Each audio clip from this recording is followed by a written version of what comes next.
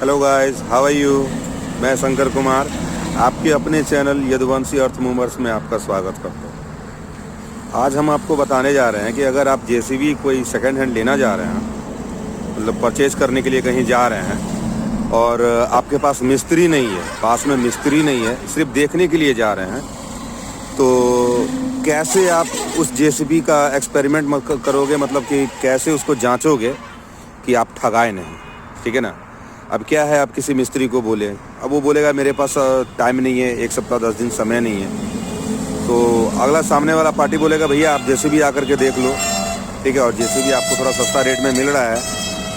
उस स्थिति में क्या होता है कि आप खुद चल जाते हो देखने के लिए। तो ऐसे स्थिति में क्या होता है, बहुत बंदे लोग जो है सो वो ठगा जाते हैं। ठीक है। वो परचेज तो कर लेते हैं, लेकिन 1 सप्ताह 1 महीने के अंदर में या तो उसका इंजन ख़राब हो जाता है या उसको हाइड्रोलिक पंप चेंज करना पड़ता है। टोटल मिला करके 50-60 हज़ार 70 हज़ार का एक्स्ट्रा चूना लगना ही लगना है। ये मेरा खुद का एक्सपेरिमेंट है, इसीलिए हम सोच रहे हैं जो मेरे साथ हुआ है वो किसी और के साथ नहीं हो। ठीक है ना। तो इसी के लिए हम ये वीडियो बनाए हैं कि जो भी बंदे, अभी समय है, सीजन है, अभी बहुत सेकंड हैंड जेसीबी सब बिक रहा है। ठीक है ना। तो बहुत आदमी लोग चल जाते हैं सेकंड हैंड जेसीबी लेने के लिए। अब बेचने वाला क्या है, बेचने वाला तो पीतल को भी सोना का कर बेचता है ना। वो कहेगा भाई मेरा सामान तो सोना ही है, कहता है वो वाली पीतल, लेकिन कहेगा मेरा सामान तो सोना ही है। अब आप जा रहे हो तो एक्सपेरिमेंट कैसे करोगे, कैसे जांचोगे कि आपका मशीन सही है।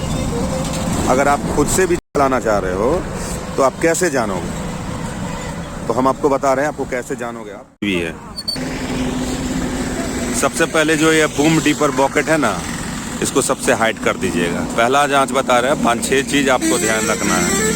इसको सबसे पहले हाइड कर दीजिएगा। उसके बाद इसको छोड़ दीजिएगा थोड़ा देर।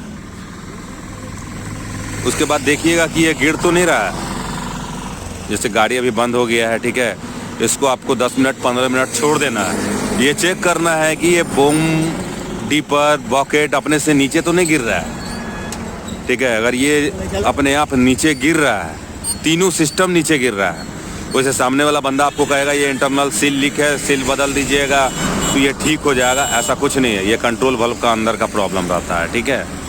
ये कंट्रोल वाल्व का अंदर का प्रॉब्लम रहता है। ये सब प्रॉब्लम बताओगे, अरे जो ही 1-1.5 लाख 50 हज़ार डिस्काउंट हो जाए। ठीक है। ये देखिएगा, ये सब गिरे नहीं। ये देखिए, अभी ये मशीन है, मेरा मशीन है, ये अभी गिरने ना रहा है, एकदम स्ट्रेट खड़ा है। ठीक है। ये पहला हो गया, देख लीजिएगा। तीनों चीज़ गिरना नहीं चाहिए अपने आप। पहला बता दिए। दूसरा आपको हम बता दें,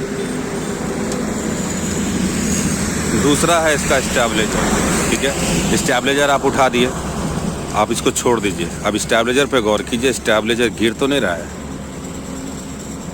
ठीक है ना। मान लीजिए अगर स्टेबलाइजर गिरेगा, आप एक गाड़ी भर रहे हो, भरते भरते स्टेबलाइजर गिर गया, उसके बाद फिर आप उठाओ, फिर एक गाड़ी भरो, फिर स्टेबलाइजर गिर गया, फिर आप उठाओ, फिर एक गाड़ी भर, स्टेबलाइजर गिर गया। ऐसे में क्या होता है ना, थोड़ा ऑपरेटर को होता है टेंशन।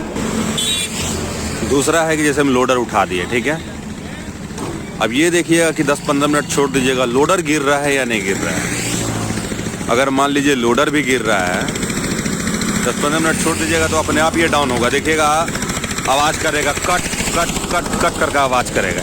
ठीक है। कट कट जब भी आवाज़ करेगा समझ लीजिए लोडर भी गिर रहा है। अगर ये लोडर सिस्टम भी गिर रहा है तो समझ लीजिए आगे का कंट्रोल वाल्व भी प्रॉब्लम है। ठीक है। इस स्थिति में क्या कीजिएगा, क्या प्रॉब्लम होता है, जैसे कि लोड करने वक्त में लोडर और स्टेबलाइजर दोनों ऑपरेटर गिराता है। क्या है कि बार बार आपका लोडर जो ज़मीन पर सट जाएगा, तो ऑपरेट होने वक्त में जब वो ट्रैक्टर लोड करेगा ना, तो जब मट्टी कटिंग करेगा तो ट्रैक्टर, ये जेसीबी आपका पीछे की ओर जब बॉकेट से मट्टी काटेगा तो वो घिंचा जाता है पीछे।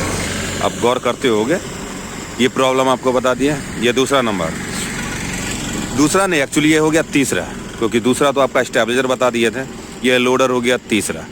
चौथा हम आपको बता रहे हैं।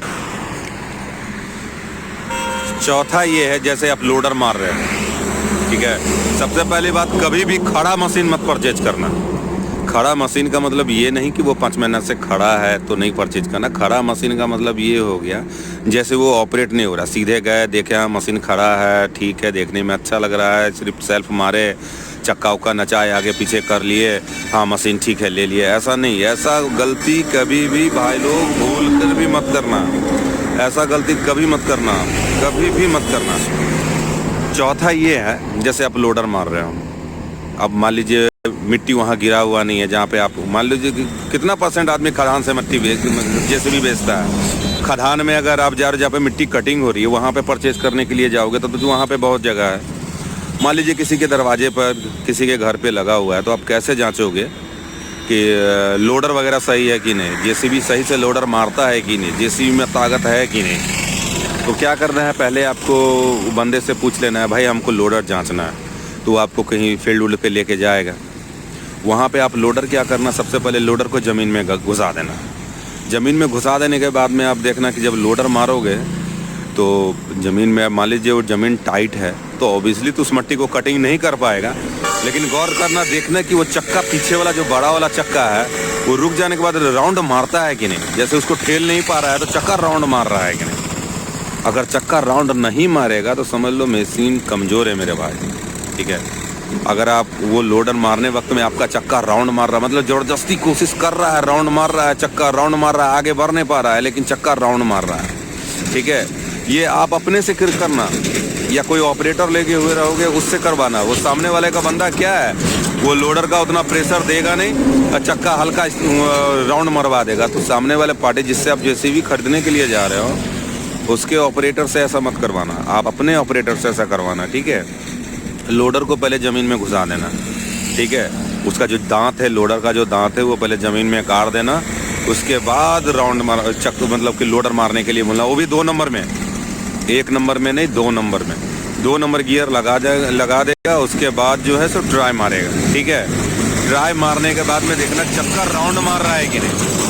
अगर मान लो जो कहीं पर मट्टी जैसे ट्रैक्टर से या हाईवा से मिट्टी गिरा हुआ है, उसको अगर उठेल दे रहा है सही से तो ठीक है, लेकिन हर जगह तो ये फैसिलिटी मिलेगा नहीं ना आपको। उस स्थिति में आपको क्या करना है कि जहाँ पे मशीन लगी हुई है वहीं पे लोडर को नीचे गाड़ करके उसको ठेलेगा। उस स्थिति में जेसीबी तो ठेल पाएगा नहीं, तो उसका चक्का राउंड मारेगा। राउंड मारेगा तो आप समझ लेना कि आपके जेसीबी में ताकत है।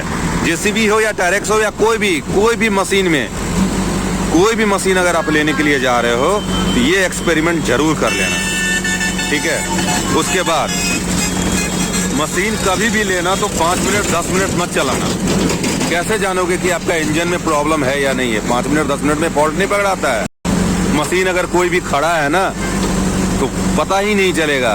आप उसको सबसे पहले 12-13 के आरपीएम में, 14 के आरपीएम में मट्टी कटिंग करना। जो बैठा हुआ मट्टी है उसको बोलना भाई कोई ट्रैक्टर वगैरह है तो जुगाड़ कर दो। वो ट्रैक्टर पे 12-13 के आरपीएम में लोड करना। देखना कि 2 मिनट के अंदर लोड हो रहा है या नहीं हो रहा है। अगर 2 मिनट के अंदर 12, 13, 14 का आरपीएम में 2 मिनट के अंदर लोड हो जा रहा है, वो ट्रैक्टर पूरा फुल लोड हो जा रहा है, तो समझ लो गाड़ी का मतलब प्रेशर सही। वो भी कैसे?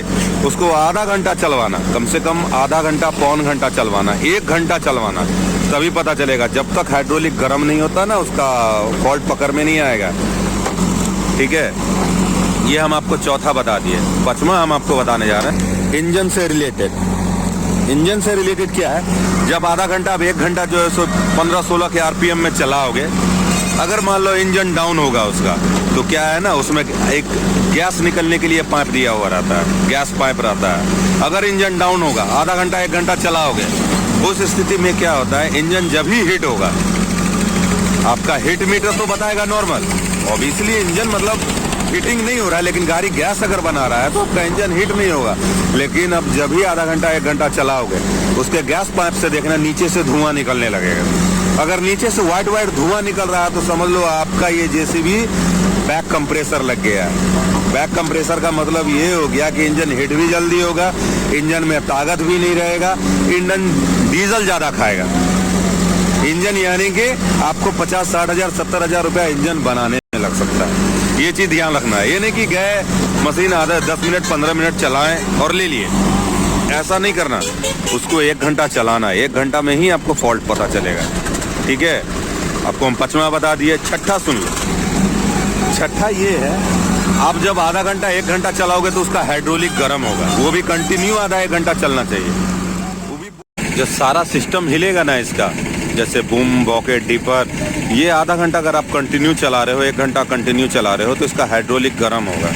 हाइड्रोलिक गर्म होने के बाद ही आपको पता चलेगा कि आपका पंप डाउन है या नहीं है। जब भी हाइड्रोलिक गर्म होगा, पंप अगर डाउन रहेगा तो स्पीड हो जाएगा कम। आप 20-22 के आरपीएम में देखना, 20-22 के आरपीएम में अगर आपको चलाना पड़ गया तो उस स्थिति में भी आप समझ लो आपका हाइड्रोलिक पंप डाउन है, आपको हाइड्रोलिक पंप बदलना पड़ सकता है। यानी 50-60 हज़ार रुपया उस स्थिति में भी आपको लग जाएगा। ये चीज़ ध्यान रखना। ये नहीं गया सीधे और आधा घंटा ट्राई किए, वो बंदा उतना देर चलाने नहीं देगा।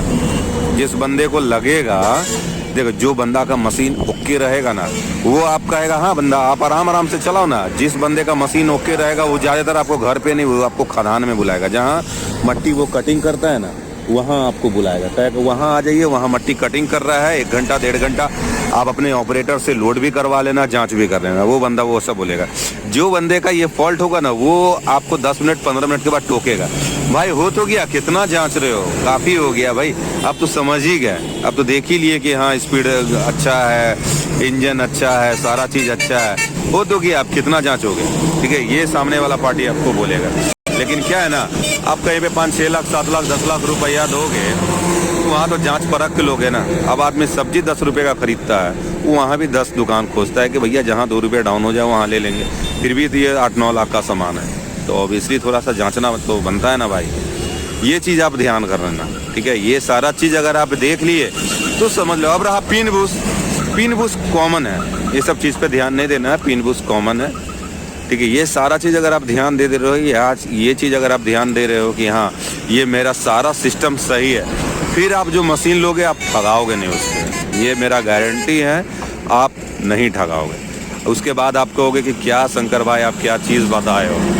ठीक है, मेरा खुद का एक्सपेरिमेंट है भाई, मैंने भी एक मशीन ले लिया था। क्या है उस स्थिति में, उस समय हम ऑपरेटर ले करके नहीं गए हुए थे। प्रॉब्लम ये हुआ कि हम सीधे 10 मिनट 15 मिनट चला लिए, उसके बाद मशीन ले आए। यार यहाँ जब घर पे लाए हैं मशीन, 1 घंटा 1.5 घंटा चलाए हैं, देख रहे हैं नीचे से धुआं आ रहा है। हाइड्रोलिक गर्म हो जाने के बाद में स्थिति ये हो गई कि जो मशीन अभी हम आपको दिखाए हैं ना, उसी मशीन की मैं बात बता रहा हूँ, यही मशीन की मैं बात बता रहा हूँ। यही मशीन हम खरीद करके ले करके आए हुए थे। यार 1 महीने बाद हमको इंजन खुलवाना पड़ा। ठीक है, उसके बाद हाइड्रोलिक पंप मतलब बदलना पड़ा। हम आपको हाइड्रोलिक पंप वाला भी वीडियो बता दिए थे, मेरे ही मशीन का था वो। हमको हाइड्रोलिक पंप भी बदलना पड़ गया। तो हम नहीं चाह रहे कि जो चीज़ मेरे साथ हुआ वो किसी और भाई के साथ हो। तो प्लीज़ इस वीडियो को पूरा देखना, दूसरे को भी शेयर करना, लाइक कमेंट ज़रूर करना भाई। अब मेरे से कुछ फ़ायदा हो जाना है आपको, तो इतना तो मेहनत आप बोलना चाह रहे थे। जैसे कि आप LNT केस लेने जा रहे हो या टाटा का मशीन खरीदने के लिए जा रहे हो, तो एक चीज़ मैं आपको बता दूँ, मशीन LNT केस भी अच्छी होती है, टाटा भी अपने जगह पे अच्छी होती है, लेकिन उसमें एक प्रॉब्लम है, उसका कोई एक ही फंक्शन काम करता है।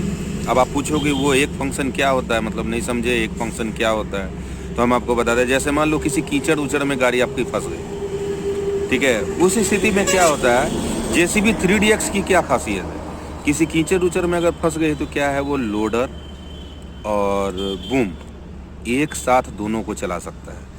ठीक है, लोडर से और बूम से, पीछे लोडर बूम से खींचेगा और पीछे लोडर से धक्का देगा, एक साथ में दोनों फंक्शन काम करेंगे। लेकिन LNT केस और टाटा में ऐसा नहीं होता है। जैसे आप जब भी बॉकेट या बूम हिलाओगे ना, लोडर लॉक हो जाएगा, लोडर आपका काम ही नहीं करेगा। उस स्थिति में क्या होता है, LNT केस और टाटा अगर आपका कीचड़ में फंस गया, वो भी बुरी तरीक़ा से, तो बिना हाइड्रा को बुलाए हुए कोई गुंजाइश नहीं है, आपको हाइड्रा बुलाना ही होगा। लेकिन JCB ऐसा नहीं होता है, JCB बिंदास निकल जाता है। क्यों? क्योंकि उसका बूम और लोडर दोनों एक साथ फंक्शन करता है।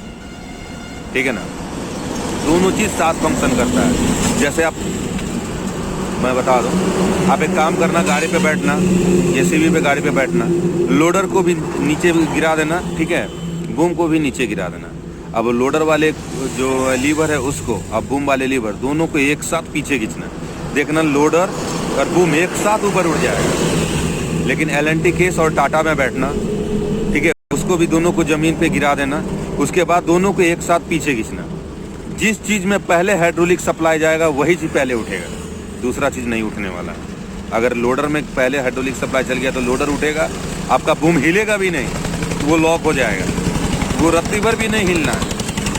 ठीक है, यही हुआ एक फंक्शन काम करना, उसका कोई एक ही फंक्शन काम करेगा। कीचड़ में अगर L&T केस या टाटा कीचड़ में फंस जाता है ना, समझो उसका दुर्दिन हो जाता है, उसका दिन जो है दुर्दिन हो जाता है, वो निकल ही नहीं पाता। घूम के सहारे अगर वो कोशिश कर करके निकल गया तो ठीक है, नहीं तो फिर उसी में रहना, आपको हाइड्रा बुलाना ही होगा। लेकिन JCB नहीं फंसता है, ठीक है ना। JCB कैटवॉक करके दोनों के सहारे बाहर निकल जाता है। ये चीज़ ध्यान रखना। अगर आपका मन है कि हम L&T केस या टाटा ले, थोड़ा सस्ता, JCB से सस्ता पड़ता है, तो यार सस्ता तो पड़ेगा ही ना। अब इतना फैसिलिटी उसमें कम है, सस्ता तो पड़ेगा ही। यही चीज़ है। बाकी वो भी मशीन अच्छी होती है अपनी जगह पे, L&T केस और टाटा ये सारी मशीन अपनी जगह पे अच्छी होती है। बस उसमें यही एक फॉल्ट है, यही एक फॉल्ट है, उसका एक ही फंक्शन एक बार में काम करता है। अगर आप बॉकेट चला रहे हो तो आपका लोडर वर्क नहीं करेगा, अगर आप लोडर चला रहे हो तो आपका बॉकेट वर्क नहीं करेगा, ठीक है। तो कीचड़ में खासकर प्रॉब्लम हो जाता है। आप किसी कीचड़ उचड़ में उतार दो, तब आपकी गाड़ी फंस गई। अब आप बॉकेट से खींच रहे हो, अब वो नहीं खींचा रहे तो क्या है ना, JCB बॉकेट से खींचा तो नहीं तो लोडर उठा करके नीचे ठेल दिया, इधर से ठेल भी रहा है, बॉकेट से खींच भी रहा है, वो खिंचा जाता है। लेकिन L&T केस वगैरह सब ऐसा नहीं खींचा। तो भाई अगर आप L&T केस या टाटा लेना चाह रहे हो, ये फंक्शन को ध्यान में रखते हुए ही परचेज करना, ठीक है।